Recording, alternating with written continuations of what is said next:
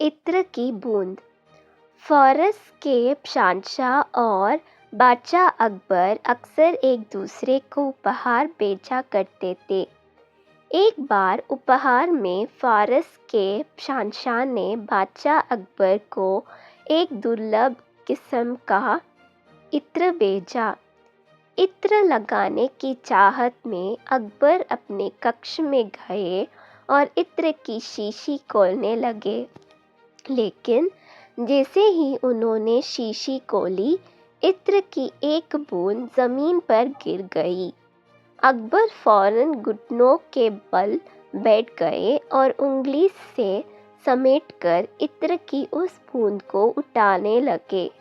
ठीक उसी समय किसी काम से बीरबल कक्ष के अंदर आ गया। घुटनों के बल बैठे अकबर ने जब बीरबल को अपने सामने पाया तो वे हड़बड़ा गए। उस हालत में अकबर को देखकर बीरबल मुंह से तो कुछ ना बोला, लेकिन उसकी आंखें हंस रही थी। अकबर को बेहद शर्मिंदगी महसूस हुई। हिंदुस्तान का बादशाह इत्र के एक बूंद के लिए अपने घुटनों पर आ गया। ये शर्म वाली बात तो थी। अकबर को लगा कि बीरबल अवश्य ऐसा ही कुछ सोच रहा होगा। उस समय तो वे कुछ ना बोल सके, लेकिन उनका मन उन्हें अंदर ही अंदर कचोट रहा था।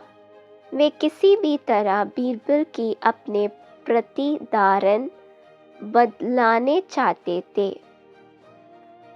इसलिए अगले ही दिन अपनी शाही हमाम को उन्होंने इत्र से भरवा दिया और ऐलान करवा दिया कि कोई भी आकर वहां से इत्र ले जा सकता है। लोग वहां से बाल्टी भर भर कर इत्र ले जाने लगे। अकबर ने बीरबल को बुलवा लिया और यह नज़ारा दिखाते हुए बोले, बीरबल, देखो प्रजा कैसे खुश थे, बाल्टी भर भर कर इत्र ले जा रही है। क्या सोचते हो इस बारे में?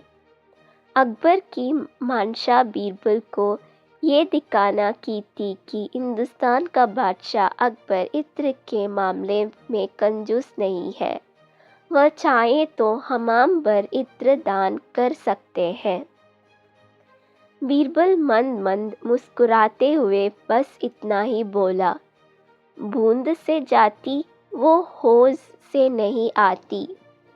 अर्थात पूरा सागर भर देने के बाद भी वो कभी नहीं लौटता जो एक बूंद से चला गया है।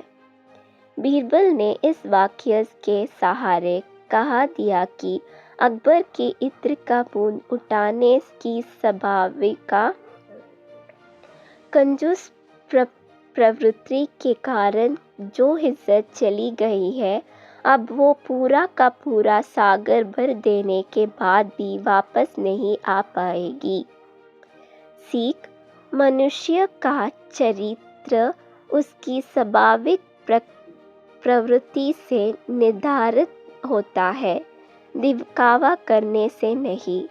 स्वाभाविक रूप से की गई हर क्रिया प्रतिक्रिया मनुष्य के वास्तविक स्वरूप को दर्शाती है, उसे दिखावे का आवरण ढक नहीं सकता। इसलिए दिखावे का भ्रम ना करें, अपने वास्तविक स्वरूप में ही रहना चाहिए।